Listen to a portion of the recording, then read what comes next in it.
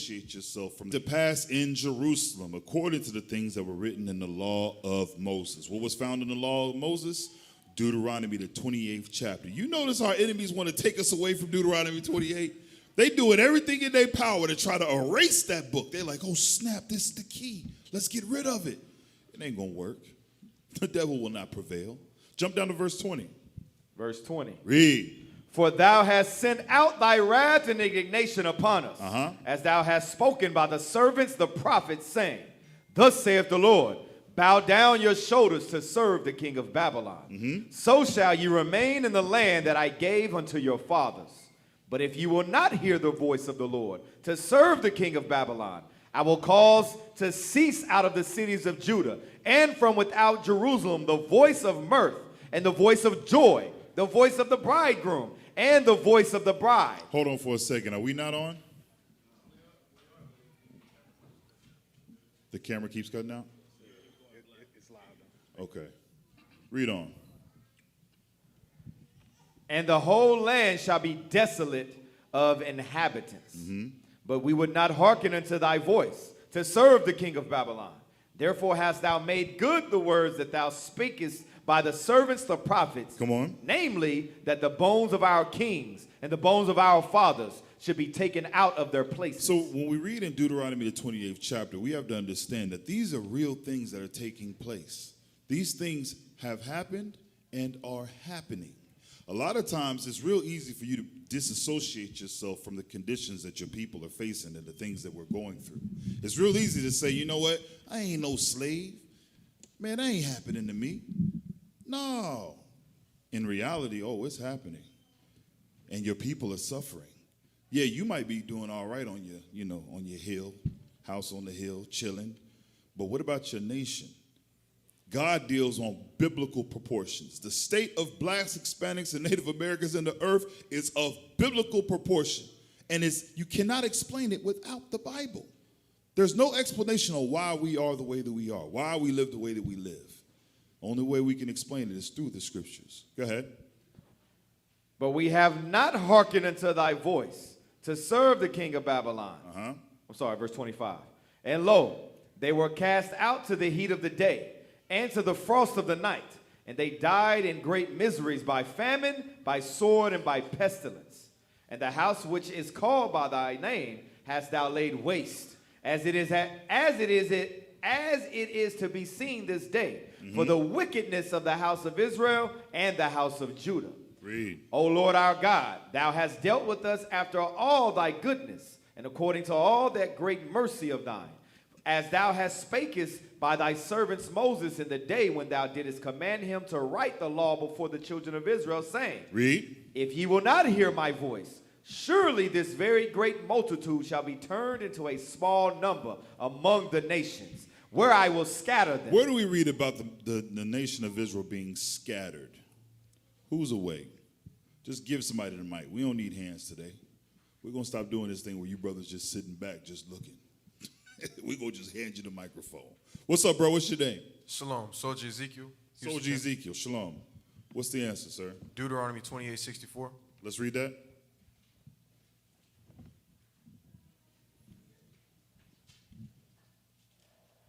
Deuteronomy chapter 28 and verse 64. Read. And the Lord shall scatter thee among all people, for the one end of the earth even unto the other. So in Christianity, the Bible's just a good book, just words on the page and make you feel good inside, all ooey-gooey and stuff, right?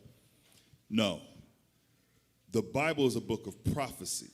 The Bible is a book of reality. These are your records. This is your history on where you come from, who you are. And all these things God said was going to happen, oh, it happened. And it's happening right now. Go back to Baruch. Baruch chapter 2 and 28. verse 29. 29, yes, sir. If you will not hear my voice, surely this very great multitude shall be turned into a small number among the nations, where I will scatter them. Where I will scatter them, come on. For I knew that they would not hear me, because it is a stiff-necked people. But in the land of their captivities, they shall remember themselves. They shall remember themselves. So let's take a quick walk down history lane, shall we? Give me that first video, please. First vid.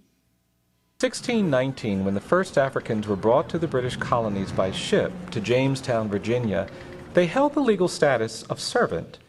But as the region's economic system became increasingly dependent on forced labor, we descended into slavery. The institution of American slavery developed as a permanent, hereditary system centrally tied to race. Millions of black people were forcibly taken from Africa, crammed on ships and brought to the Americas through a dangerous and deadly journey that crossed the Atlantic. Millions died. Millions. Once on our shores, slavery deprived the enslaved person of any legal rights or autonomy, and granted the slave owner complete power over the black men, women, and children legally recognized as property. An ideology of white supremacy, a narrative of racial difference was created to rationalize and justify the continuation of slavery. American slavery was often brutal, barbaric, and violent. In addition to the hardship of forced labor, enslaved people were maimed or killed by slave owners as punishment for working too slowly, visiting a spouse living on another plantation, or even learning to read. Enslaved people were also sexually exploited. The United States Congress finally banned the importation of slaves from Africa in 1808. Slavery was widely considered a gross human rights violation, yet enslavement was retained and persisted. The 1808 Declaration caused the demand for slave labor to skyrocket in the Lower South, and the domestic slave trade grew to meet this demand. Between 1808 and 1860, the enslaved population of Alabama grew from less than 40,000 to more than 435,000. Slave traders chained African Americans together in couples and forced them to march hundreds of miles from the Upper South to the Lower South. Steamboats carried slaves along the Alabama River. Rail routes constructed with slave labor brought hundreds of enslaved people to Montgomery, Alabama every day, turning the city into one of the largest slave trading communities in the United States. Enslaved people would be paraded up Commerce Street to slave warehouses and slave depots. The city's slave market was at the Artesian Basin, now known as Court Square. Enslaved people of all ages were auctioned along with livestock, standing in line to be inspected. Public posters advertising the sale of slaves included gender, age, skill, complexion, owner's name, and price. Slavery in America traumatized and devastated millions of people. To this day. Husbands and wives, parents and children could not protect themselves from being sold away from each other.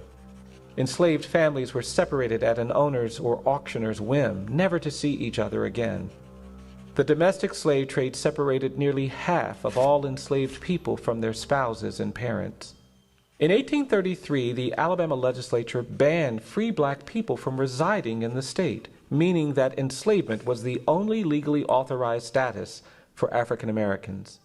Even as the Civil War raged, slave trading in Montgomery flourished well into the mid-1860s. After the Confederacy's surrender in 1865, Congress passed the 13th Amendment, which prohibited slavery nationwide except as a punishment for crime. But in many former slave states, slavery did not end. It simply evolved. Southern whites, angry after losing the war, targeted black people who were largely abandoned by the federal government in the 1870s. For decades, black men, women, and children were tortured, terrorized, and killed by mobs and violent lynchings, oppressed by a system of racist laws and customs.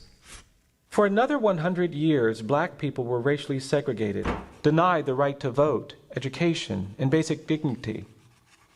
They were humiliated, beaten, or killed for minor offenses or for protesting. The civil rights movements of the 1950s and 60s helped to end legally authorized racial segregation, but racial bias still persists. Today, a presumption of guilt is assigned to many people of color who are disproportionately arrested, convicted of crimes, and sent to prison. African Americans are 6 times more likely to be sentenced to prison for the same crime as a white person. 1 in 3 black males born today can expect to spend time in prison during his lifetime. Police violence against black people is so epidemic that civil rights demonstrations have shut down cities across the U.S. as thousands of people march to protest police brutality. Many states celebrate the era of slavery with Confederate holidays and by honoring the defenders and architects of slavery while ignoring the history of enslavement. The Equal Justice Initiative believes that racial bias remains a serious problem and is a direct and lasting legacy of American slavery and our failure to deal with the history of racial injustice. The Equal Justice Initiative seeks to foster an honest conversation about the legacy of slavery, about mass incarceration, and racial inequality and how it still affects millions of people today. We can confront and overcome bias and discrimination. Please join us in this conversation so that All we right, can so check move this forward. out. Give me Genesis 49. Now that was what, 5 minutes? A little over 5 minutes. Y'all realize how much history is in this clip? How much in between the lines? Like, imagine living during this period. Like I said, he covered it in 5 minutes and he just touched the top of it, the surface of it. But imagine being alive in these times and going through these things. What we're going to do is we're going to dive a little deeper into transition and where we've come to today, okay? Give me Genesis 49 and verse 8. Genesis chapter 49 and verse 8. Come on, this is a prophecy concerning Judah. Read. Judah, thou art he whom thy brethren shall praise. Read it again. Judah, thou art he whom thy brethren shall praise. Nah, I ain't taking no shots. We really here for a reason, okay? We always read about this prophecy concerning the tribe of Judah, right? Read the next line. Thy hand shall be in the neck of thine enemies. And we read this part about our hand being in the neck of our enemies, but we don't really take like a good look at the fact that there's things that go along with that. There are injustices that follow that. There's a way of living that is accustomed to that.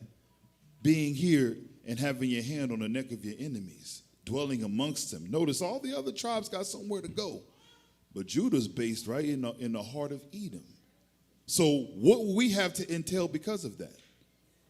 A whole lot of racism, a whole lot of segregation, a whole lot of hatred, a whole lot of hell. But guess what? We built for it. That's why we fight, the way that we fight. And the only way to fight is in the scriptures. Now watch this. Let's go back to Baruch 2 and 23. It says, thy hand shall be in the neck of thine enemies. Read verse 23 again in Baruch. Baruch chapter 2 verse 23. Come on. I will cause to cease out of the cities of Judah and from without Jerusalem the voice of mirth. Remember, we was completely taken from our land where we dwelt, and we were brought right here to Edom's land, right? He says, I will cause to cease out of the cities of Judah and from without Jerusalem the voice of mirth and the what? And the voice of joy. Happiness, comfort, a sense of security God took from us. Our lives hang in the balance. That's why we scared. Look at us today. Read on. And the voice of the bridegroom and the voice of the bride. Remember that scripture also in Deuteronomy 28 where it talks about how they would lay down with our wives and there'd be nothing you could do about it? God took this away from us because of what, brothers? Huh? Sin. Now, listen, it ain't happiness. We don't got the good, wholesome values that we had when we was in our land. Why? Because we broke God's commandments and he made good on his word. Read that again. We was taken out of our land and we was sold as slaves. We was brought here and sold as slaves.